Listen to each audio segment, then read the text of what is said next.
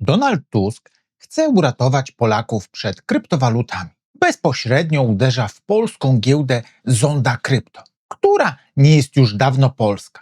W państwach, gdzie politycy mają wyższą świadomość cyfrową i widzą w nowych technologiach potencjał na rozwój gospodarczy, jak Czechy, Słowacja, Węgry czy Łotwa, do wdrożenia tych samych unijnych przepisów wystarczyło dodanie zaledwie od 5 do 11 stron. Polska ustawa to pełen chaosu zbiór nieprzemyślanych przepisów, które często wręcz wzajemnie się wykluczają. Przypomina to działanie przerażonego jaskiniowca, który po raz pierwszy zobaczył ogień.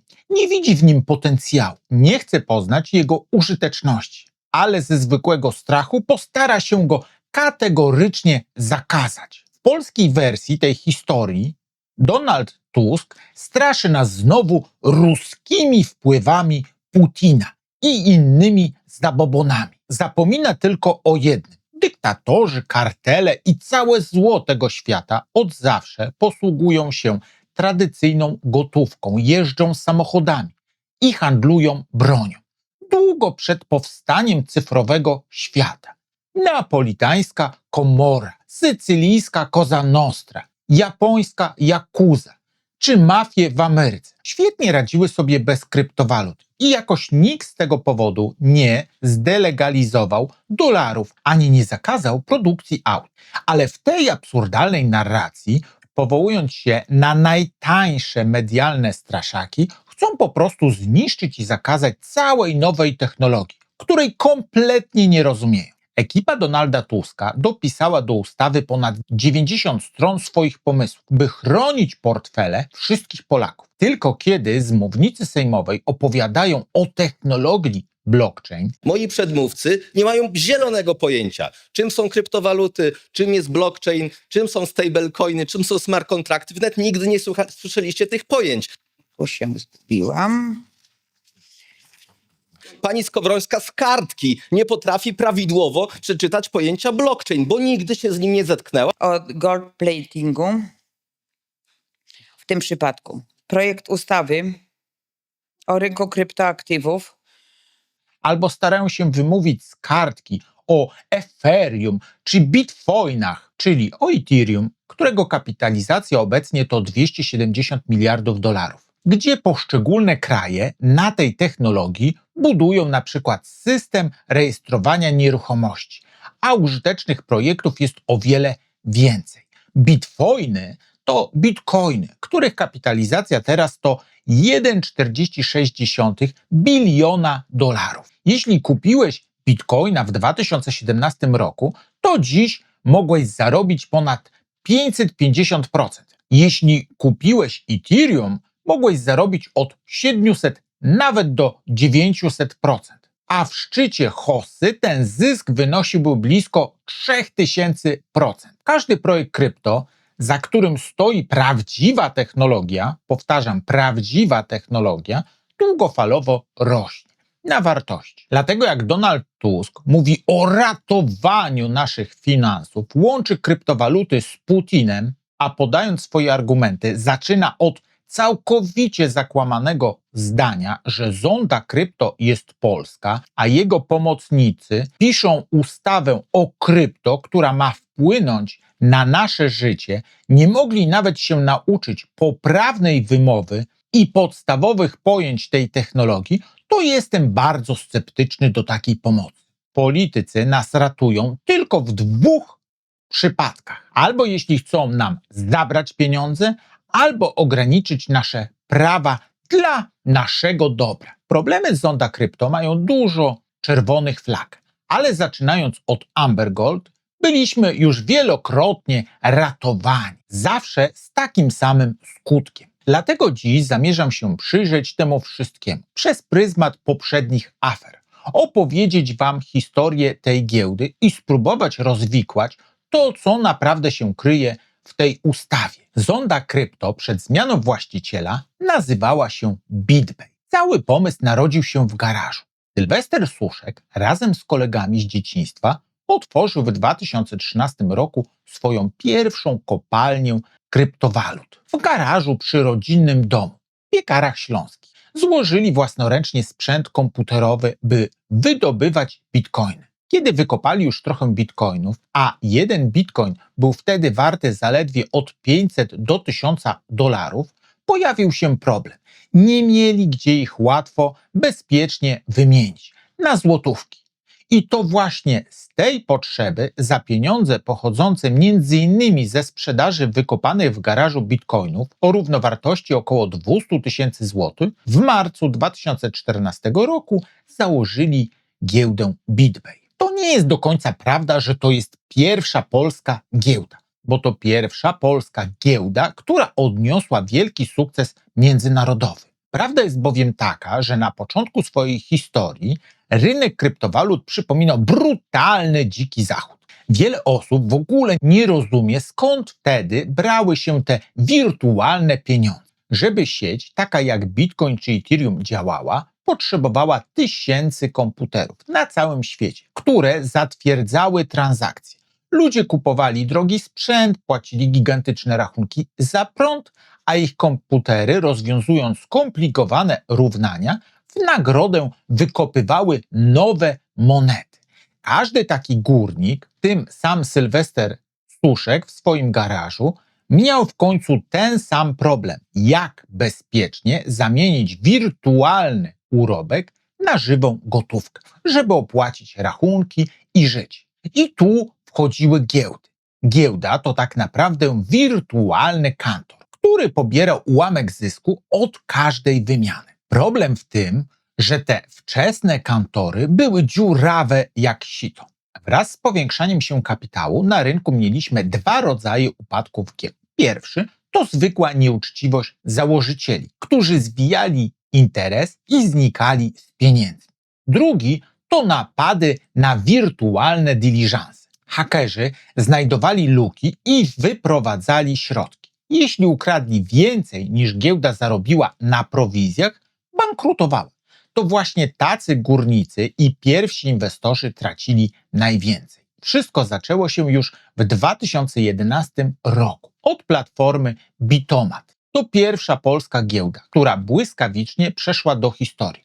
Po tym, jak jej właściciel poinformował, że przypadkowo skasował kluczowy plik na dysku, w efekcie czego przepadł dostęp do ponad 17 tysięcy bitcoinów należących do użytkowników. Potem wcale nie było lepiej. Mieliśmy giełdę Bitcurex z Łodzi, która w 2016 roku nagle wyświetliła komunikat o pracach konserwacyjnych. Środki wycenione na miliony złotych zniknęły. Biuro firmy opustoszało, a z czasem okazało się, że bitcoiny użytkowników zostały wytransferowane na prywatne portfele. Do tego można dorzucić gigantyczny upadek giełdy Bitmarket, która po ogłoszeniu utraty płynności zostawiła dziesiątki tysięcy klientów z długiem sięgających 100 milionów złotych. Pieniądze po prostu wyparowały z dnia na dzień. Właśnie w takich warunkach w 2014 roku,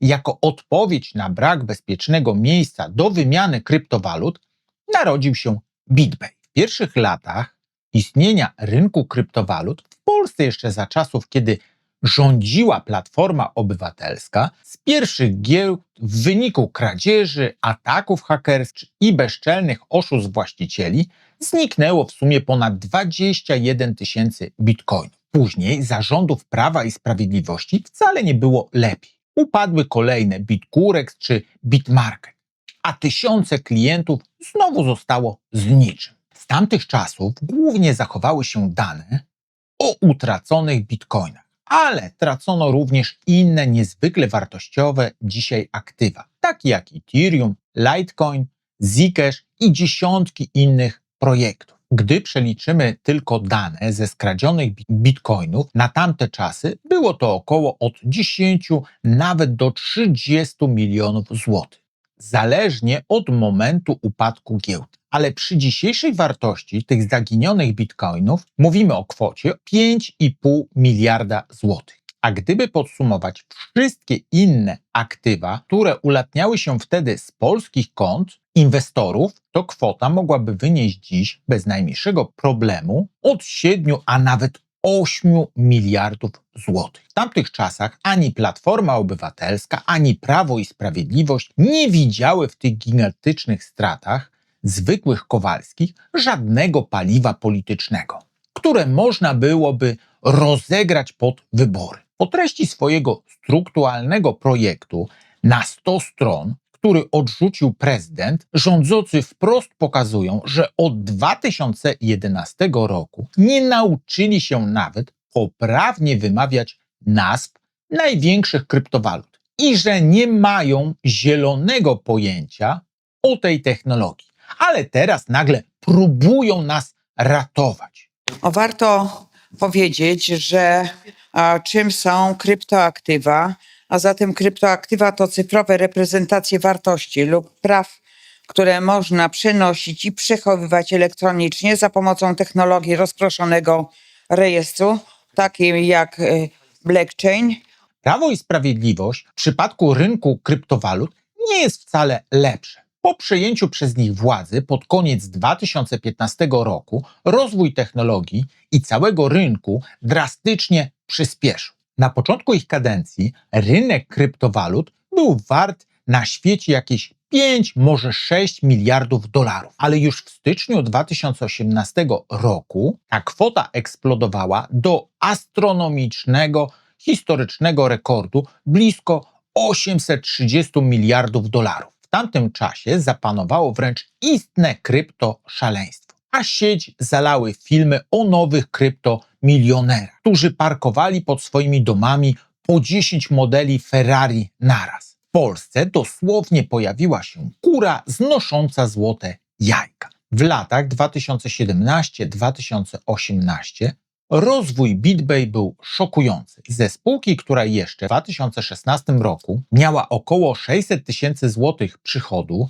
i stratę, w samym 2017 roku wystrzelili do ponad 42 milionów złotych przychodu. Tego zysku działalności operacyjnej było ponad 33 miliony złotych. Jeśli chodzi o podatki wpłacone do budżetu z tytułu samego CIT za 2017 rok, spółka BitBay zapłaciła około 344 tysiące złotych. Firma zaczęła rozrastać się w rekordowym tempie. W szczytowym momencie obsługiwali ponad 1 000 000 użytkowników i kręcili potężne obroty, rzędu 1,5 miliarda dolarów dziennie.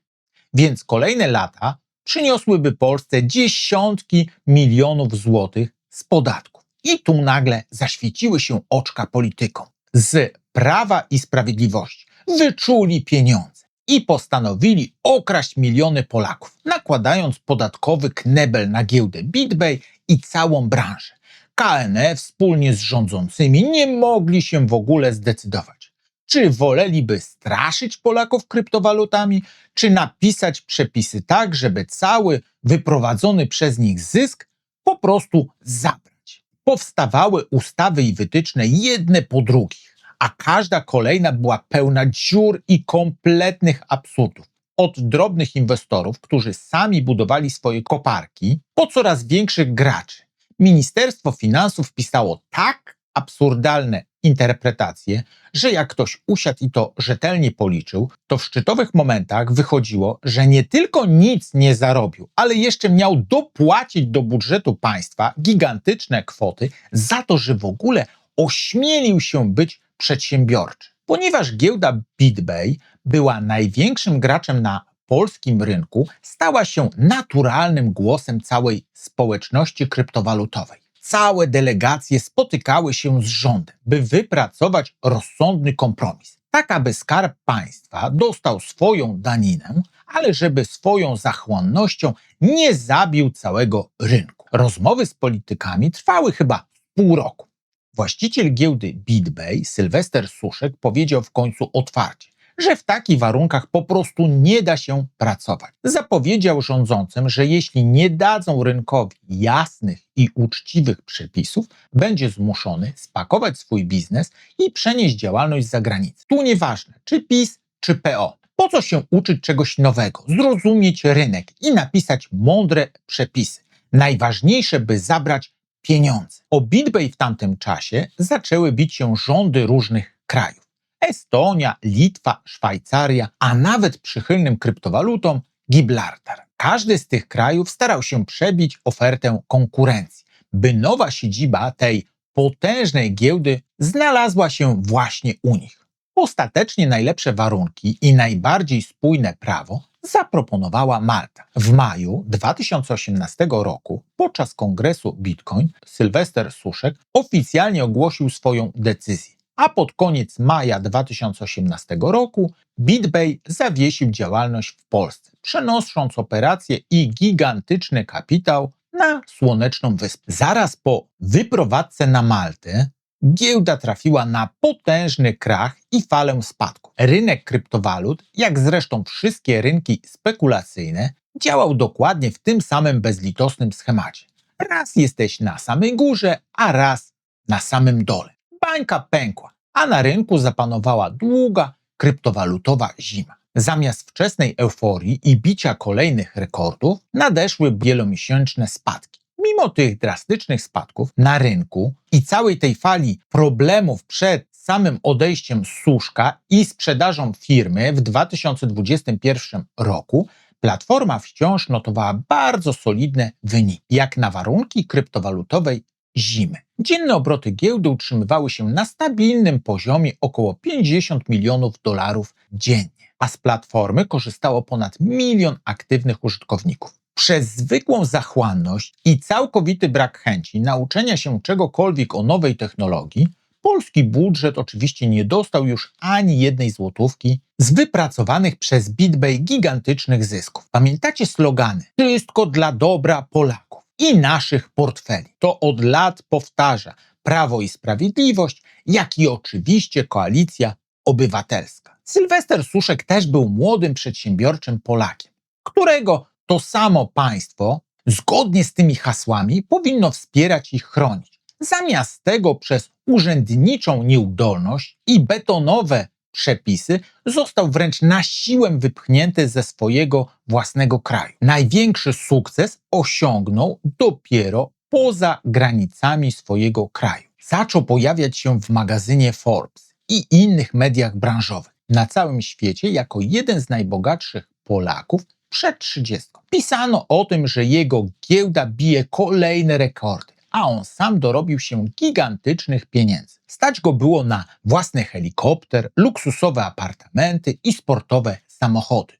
Sukces i bogactwo zawsze przyciągają uwagę.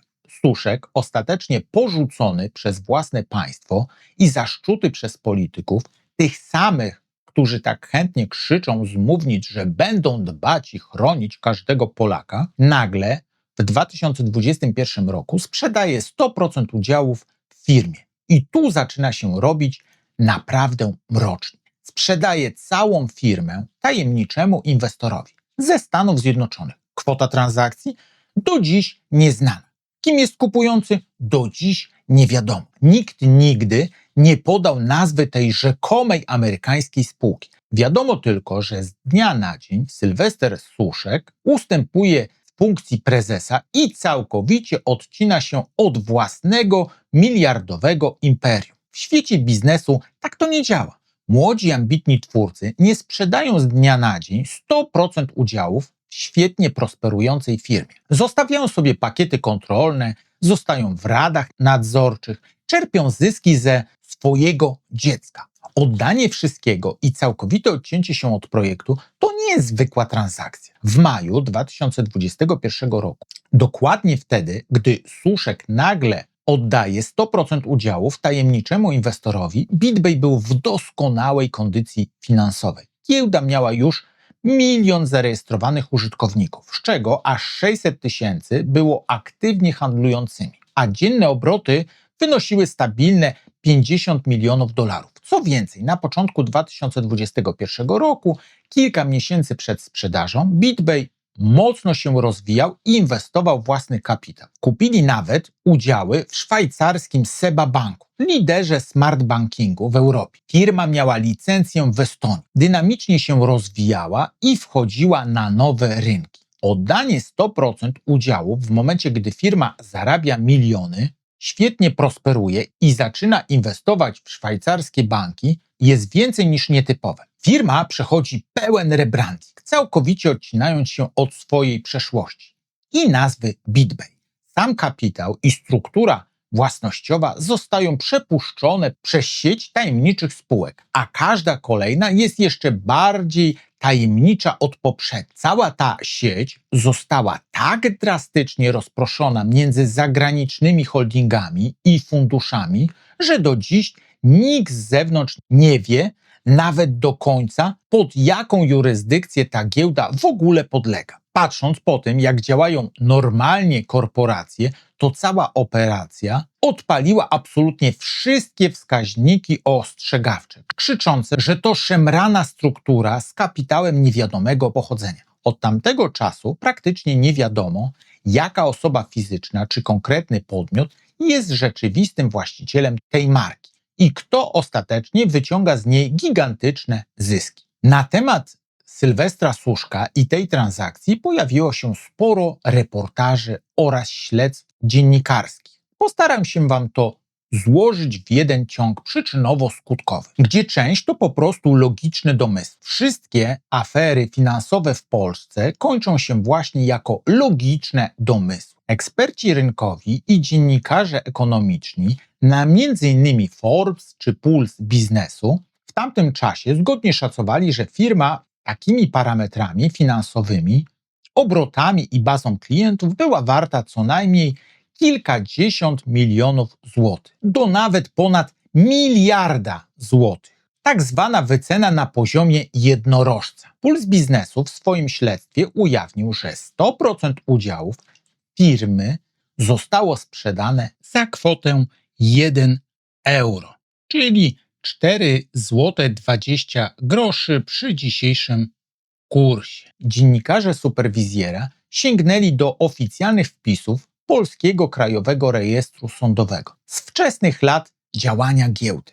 W 2014-2015 roku udowodnili, że potężne pakiety udziałów w BitBay mieli zapisane na siebie ludzie związani z dawnymi śląskimi strukturami przestępczymi, posiadający na koncie wyroki za sutenerstwo, rozboje i gigantyczne wyłudzenia podatku VAT. Tylko zanim powiecie, o to wszystko jasne, ten Suszek to złodziej i bandyta, to po pierwsze, czemu młody chłopak szuka kapitału u szemranych typów?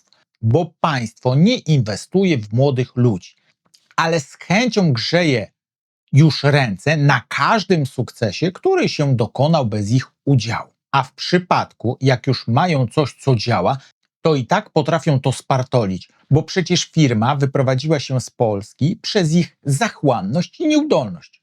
Druga sprawa. Suszek, odnosząc sukcesy firmy, wykupił swoje udziały. Z akt KRS wynika, że już w 2017 roku, jeszcze podczas działalności w Polsce, wykupił wszystkie ich udziały i odciął się od biznesu wcześniejszych inwestorów. Dlatego w 2021 roku posiadał 100% udziałów w BitBay. Przestępcy szybciej zorientowali się, jaki potencjał ma nowa technologia kryptowalut, niż nasi niedouczeni politycy. To wtedy wyszło na jaw, że świat przestępczy z chęcią korzysta z nowych technologii. Z wypowiedzi Sylwestra Suszka i dostępnych śledztw wynika, że już od 2016 roku był on monitorowany przez ABW, CBŚ, Policję, KNF i Urząd Skarbowy. Mimo tego monitorowania po tajemniczej sprzedaży 100% udziałów przylatuje do Polski i 10 marca 2022 roku luksusowym Porsche Macan, który rzuca się w oczy na kilometr, w biały dzień jedzie na teren zamkniętej bazy paliwowej w Czeladzi. Miejsce to należy do człowieka, którego prokuratura wprost łączy z potężną śląską mafią paliwową. Tego dnia na terenie całego kompleksu psują się tajemniczo wszystkie kamery, gdzie w wyniku śledztwa jasno wynika, że kamery zostały wyłączone na polecenie służbowe. Po Sylwestrze Suszku zostaje tylko luksusowy samochód, dokumenty, a on sam znika bez śladu. Po sprzedaży giełdy i zniknięciu Suszka, cały majątek firmy oraz jego prywatne kryptowaluty zostały przetransferowane do funduszy powierniczych i holdingów w Luksemburgu, Szwajcarii i Liechtensteinie, jurysdykcjach gwarantujących taką anonimowość. I do dziś ani polskie służby, ani śledczy nie wiedzą, kto jest rzeczywistym właścicielem tych miliardów. Po wielomiliardowej transakcji w biały dzień zaginął człowiek. I to mimo potwierdzonych informacji, że był nieustannie monitorowany przez nasze topowe służby. Nie ma co prawda oficjalnych rankingów wywiadu, ale polscy specjaliści od lat na świecie są bardzo wysoko oceniani. I mimo tego wszystkiego żadna z tych elitarnych instytucji do dziś nie potrafi ustalić, co tak naprawdę stało się z młodym milionerem. I w tym momencie Donald Tusk wychodzi na mównicę i mówi, że prezydent jest zły, bo wetuje ustawę o kryptowalutach, która ma uratować miliony Polaków przed utratą majątku. Tak jak uratował Polaków z pierwszej fali krypto, czy tak jak uratował Sylwestra Suszka? BitPay stał się zondą, a ta stała się zondą krypto. W maju 2023 roku od przepisania praw BitPay właściciel jest nieznany. Już za nowej władzy, czyli Koalicji Obywatelskiej, w 2024 roku i 2025 roku startują ich największe kampanie marketingowe. Zostają sponsorem generalnym Polskiego Komitetu Olimpijskiego oraz oficjalnym sponsorem reprezentacji Polski w piłce nożnej. Wchodzą też współpracę z Juventusem, a giełda Zonda Krypto reklamują m.in. Borys Szyc, Janusz Habior i Wojciech Szczęsny. Prezesem, czyli twarzą i szefem operacyjnym Zonda Krypto jest dziś Przemysław Kral. Tylko od tajemniczego zaginięcia twórcy giełdy, który przekazał 100% udziałów za niecałe 5 zł, realna własność giełdy jest ukryta w szwajcarskim funduszu powierniczym i sieci zagranicznych spółek i żaden dziennikarz śledczy czy specjalista nie umie sprawdzić, kto jest właścicielem. A jak nie ma właściciela, to nikt za firmę tak naprawdę nie odpowiada. Po zmianie nazwy na Zonda Krypto firma wydała miliony na to, by być kojarzona z Polską. I kojarzona jest tu słowem klucz. Podmiotem prowadzącym giełdę jest BB Trade Estonia z siedzibą w Tallinie, działający też pod adresami w Mediolanie i innych zagranicznych jurysdykcjach. W Polsce zarejestrowana jest jedynie Fundacja Zonda Krypto i Centrum Edukacji w Katowicach. Wszystkie operacje giełdowe i techniczna obsługa transakcji krypto odbywa się formalnie poza granicami naszego kraju. Więc polski fiskus nie ma praktycznie żadnego udziału w podatkach od zysków z samej giełdy. Zostaje mu co najwyżej próba opodatkowania pojedynczych Kowalskich. I tu wychodzi Donald Tusk, który nagrywa film i występuje publicznie, mówiąc wielokrotnie: Zonda Krypto jest największą polską giełdą kryptowalut. Albo o polskiej giełdzie kryptowalut. Czyli nie umie sprawdzić nawet podstaw, ale przekonuje mnie, że rzetelnie przygotowali ten 100-stronicowy bełkot o kryptowalutach, który ma wpłynąć na miliony Polaków. I wszystko to ubiera w troskę o zwykłego Kowalskiego. Weto prezydenta w sprawie tej 100-stronicowej ustawy o kryptowalutach jest zbieżne z interesem zwykłego Kowalskiego, który po prostu chciałby pomnożyć swój kapitał i nie zostać zniszczony przez durne przepisy. Zaledwie miesiąc po tym, jak prezydent zablokował tę niewygodną dla branży ustawę, na konta fundacji powiązanych z politykami prawicy wpłynęły potężne pieniądze bezpośrednio od prezesa Zonda Krypto, Przemysława Krala. 450 000 powędrowało na konto Fundacji Instytut Polski Suwerennej, czyli bezpośredniego zaplecza politycznego Zbigniewa Ziobry i suwerennej Polski. Kolejne ponad 200 000 złotych trafiło na Fundację Dobry Rząd, silnie powiązanym ze środowiskiem Przemysława Wiplera i Konfederacji. Do tego wyszło na jaw, że giełda z ukrytym kapitałem Była wręcz głównym sponsorem polskiej edycji CEPAK, Wielkiego Kongresu Amerykańskiej Prawicy w Warszawie. Donald Tusk nikogo nie ochronił do tej pory, ani nie chce chronić nas, zwykłych Polaków. Jego interesuje, by odciąć źródło finansowania prawicy pod wybory i by zbić kapitał polityczny dla siebie, używając tanich haseł i korzystając z tego, że maksymalnie około 10% osób w Polsce rozumie tę technologię i rozumie, co politycy próbują nam zabrać. On sam, jak i jego otoczenie, nie ma pojęcia o środowisku cyfrowym i tym samym przygotowuje grunt dla jeszcze większych cwaniaków z Unii Europejskiej. Mika pod płaszczykiem walki z praniem pieniędzy uderza we wszystkie prywatne coiny. Chce uszczelnić system, by każdy portfel cyfrowy był monitorowany. To z kolei przygotowanie pod cyfrowe euro, by dla zwykłego Kowalskiego nie było ucieczki przy ochronie swojego kapitału.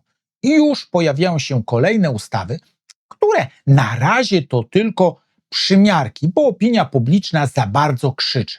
Ale to na przykład przejmowanie majątków w przypadku wyższej konieczności, wprowadzenie daty ważności pieniądza czy innych mechanizmów kontroli naszych ciężko zarobionych i zgromadzonych środków. Istnieje rosnąca grupa ekspertów od finansów i ekonomistów, którzy mówią, że Mika plus CBDC, czyli cyfrowe euro plus Travel Rule to infrastruktura pod system, w którym kapitał klasy średniej jest w pełni widoczny, programowalny i podatny na sterowanie. Wielu z Was mówi, kryptowaluty to oszustwo. Ja wolę złoto, czy ja wolę nieruchomości. Nie ma to jak stara, dobra gotówka. Tylko kryptowaluty powstały z pięknej idei ominięcia systemu bankowego i oddania klasie średniej władzy nad ich pieniądzem. Złoto, które przez lata uchodziło za ostatnią przystań poza systemem, dziś jest coraz mocniej kontrolowane przez rynek papierowych kontraktów i regulacji bankowych. Fizyczny kruszec to tylko cienka warstwa na gigantyczną piramidę złota na papierze. Nieruchomości też są pod obstrzałem. Coraz więcej mówi się o podatku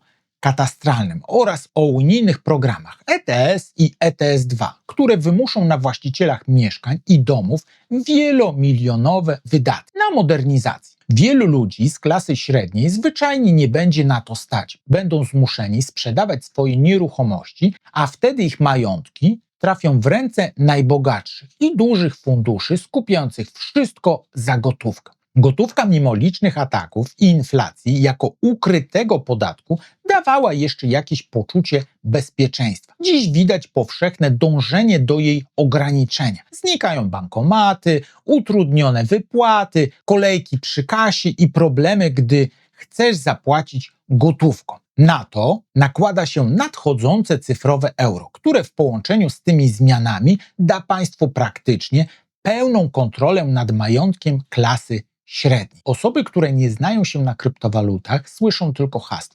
oszustwo, trzymaj się z daleka. A to, czego nikt głośno nie mówi, to fakt, że technologia krypto otworzyła zwykłemu człowiekowi drogę, której wcześniej nie miał. Możesz sprzedać mieszkanie, spakować się, wgrać oszczędności całego życia na własny cyfrowy portfel, który wygląda jak zwykły pendrive, i przejść z nim przez bramkę na lotnisku i zamieszkać w dowolnym kraju, bez pytania banku o zgodę i bez tego, by politycy mieli pełną władzę nad Twoimi oszczędnościami. We wszystkich filmach, które dla Was nagrywam, łączę dużo różnych wątków. Dla jednych może to wyglądać chaotycznie, ale dla mnie prawie każde zagadnienie działa jak jeden system. Polityka, wojny, pieniądz, technologia.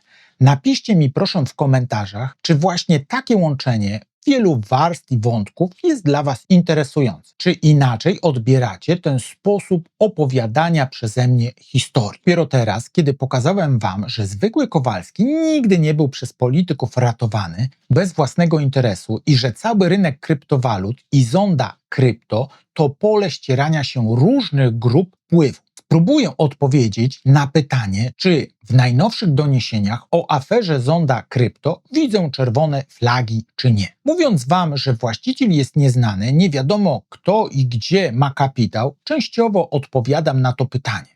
Dziennikarze śledczy wykazują problemy z wypłacaniem swoich środków, a Zonda Krypto odbija piłeczkę. Jedni powołują się na znikające rezerwy bitcoinów na giełdzie i wyprowadzenia ich na zewnętrzne giełdy. Z kolei Zonda Krypto broni się mówiąc, to tylko przebudowa serwisu, drobne problemy techniczne i nie pokazujemy wszystkich portfeli, bo bezpieczeństwo. Część prywatnych osób mówi, nie wciągajcie mnie w to, ja swoje środki wypłaciłem oraz że dziennikarze używają postów albo screenów bez zgody autorów. Początek tej historii jest bardzo podobny do cinkciarz.pl. On też budował swój wizerunek jako super wiarygodnej marki, reklamowali go byli prezydenci Bronisław Komorowski i Lech Wałęsa, a firma chwaliła się kontraktem sponsorskim z Chicago Bulls i ekspozycją loga nawet w hollywoodzkich produkcjach, jak John Wick 3 czy Creed 2. Kolejne podobieństwo zaczyna się od zamieszania. Część osób dostawała swoje złote monety, część nie. Tam też wszystkich uspokojano, tłumacząc się problemami technicznymi i przejściowymi trudnościami. Nasi politycy i organy ścigania też włączyły się dopiero wtedy, gdy sprawa zrobiła się głośna w mediach. Efekt jest taki, że pieniądze zginęły, a tysiące osób nigdy nie zobaczy już swoich środków. Jeśli chcecie sprzedać swoje kryptowaluty, czy wymienić na fiat, czyli gotówkę, złotówkę, dolar, potrzebujecie pośrednika, jakim jest giełda. W tym momencie tracicie do momentu wypłaty środków nad nimi kontrolę. Całość jest w rękach tego pośrednika. Czy firma może mieć problemy, bo robi restrukturyzację, poprawia bezpieczeństwo serwisu, czy inne, nazwijmy to, prace konserwacyjne? Jasne, oczywiście. Tylko czy ja, posiadając swoje kryptowaluty na tej giełdzie, albo gdybym chciał wymienić swoje aktywa na złotówki, skorzystałbym z tej giełdy? Odpowiedź brzmi nie. Dla mnie za dużo jest podobnych schematów. I takiego kontrahenta bym odrzucił jako potencjalne ryzyko. Nigdy nie mamy 100% pewności. Możemy tylko ocenić potencjalne ryzyko. I jak na dziś nie wybrałbym takiej giełdy. Jeśli chodzi o spór Donald Tusk kontra prezydent odnośnie krypto, każdy z nich ma swój interes. Jeśli chodziłoby o nasz interes, czyli przeciętnego Kowalskiego, nowa ustawa by była tak skonstruowana, by na polskim rynku powstało takich giełd 10, by się rozwijały, rosły i płaciły podatki, by przeciętny Kowalski czuł się bezpiecznie. Rozwiązanie polityków, zniszczmy cały potencjał z nowego dochodowego biznesu. Kowalski nie ma oszczędzać, ma tylko pracować od pierwszego do pierwszego i płacić podatki. Polskie państwo nie musi zarabiać, bo politycy wezmą sobie kredyt na 5, 10 lat, a nawet 45 lat.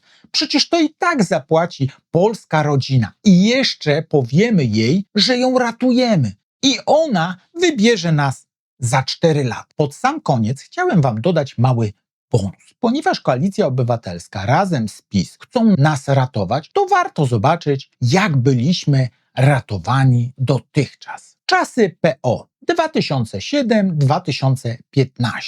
Za czasów PO mieliśmy Amber Gold. Ponad 850 milionów złotych po prostu wyparowało. Największe służby w państwie latami ignorowały ostrzeżenia, a w tle przewijają się syn premiera i linie lotnicze OTL Express. Do więzienia poszły głównie słupy, a pieniędzy nigdy nie odnaleziono. W tym okresie wybuchła afera Skok Wołomin. Zniknęło blisko 3 miliardy złotych. Nad całym interesem rozciągał się gigantyczny parasol dawnych służb wojskowych WSI i polityków z różnych stron. Główny nadzorca z ramienia KNF, Wojciech Kwaśniak, został brutalnie pobity przed własnym domem, a wyprowadzone pieniądze rozpłynęły się w sieci słupów i fikcyjnych kredytów. Czasy PiS 2015-2023. Getin Noble Bank i zmiana w Velobank. Marek Chrzanowski, szef Komisji Nadzoru Finansowego z nadania PiS, zaprasza do siebie Leszka Czarneckiego, właściciela Getin Banku i Idea Banku. Na nagraniu Chrzanowski wprost ostrzega Czarneckiego, że w obozie władzy jest tak zwany plan Zdzisława. Chodziło o Zdzisława Sokoła z Bankowego Funduszu Gwarancyjnego. Plan polegał na doprowadzeniu banków Czarneckiego do upadku i przejęcie ich za przysłowiową złotówkę. Chrzanowski oferował ochronę w zamian za zatrudnienie wskazanego prawnika za 1% wartości banku, czyli około 40 milionów złotych. Czarnecki nie zapłacił haraczu. Nagrał rozmowę i upublicznił ją jesienią 2018 roku, licząc, że to nagranie i nagłośnienie sprawy zatrzyma cały proceder. We wrześniu 2022 roku Bankowy Fundusz wszczął przymusową restrukturyzację Getin Banku.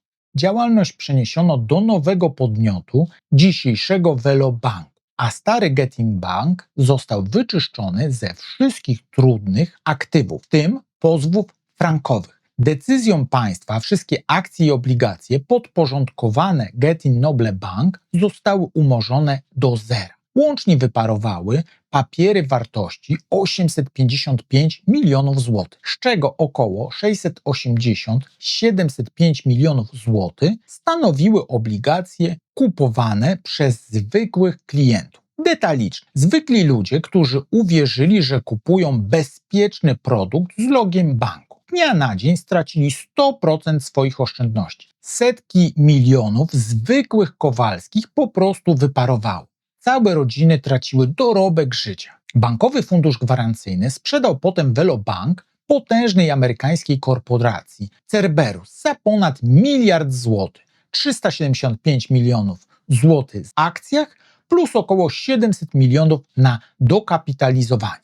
Dziś widzimy kolorowe reklamy Velobanku w telewizji, ale cały ten nowy bank stoi na krzywdzie tysięcy Polaków, których oszczędności zostały wyzerowane przez decyzję państwa. Za czasów Zbigniewa Ziobry w aferze BitMarket zginęło około 100 milionów złotych w kryptowalutach, a część bitcoinów wyparowała już z portfeli przejętych i pilnowanych przez prokuraturę i syndyka, czyli pod bezpośrednią opieką państwa. Główny udziałowiec, Tobiasz Niemiro, tuż po wybuchu afery został znaleziony martwy w lesie, z raną postrzałową głowy. Oficjalnie samobójstwo, w co chyba nikt nie wierzy.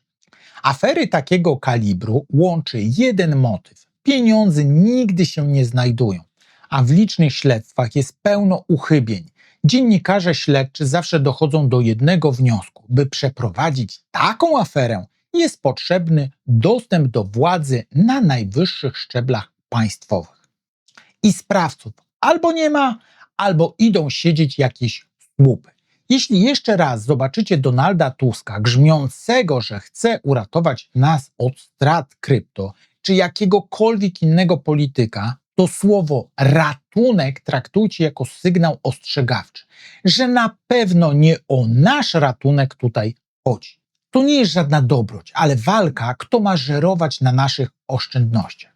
Skoro dotrwałeś ze mną do końca, drogi widzu, zakładam, że materiał Ci się podoba. Przekopanie przez te ustawy, powiązania i montaż całości kosztował mnie sporo pracy. Jeśli doceniasz takie rzetelne podejście do tematu, zostaw suba i łapkę w górę.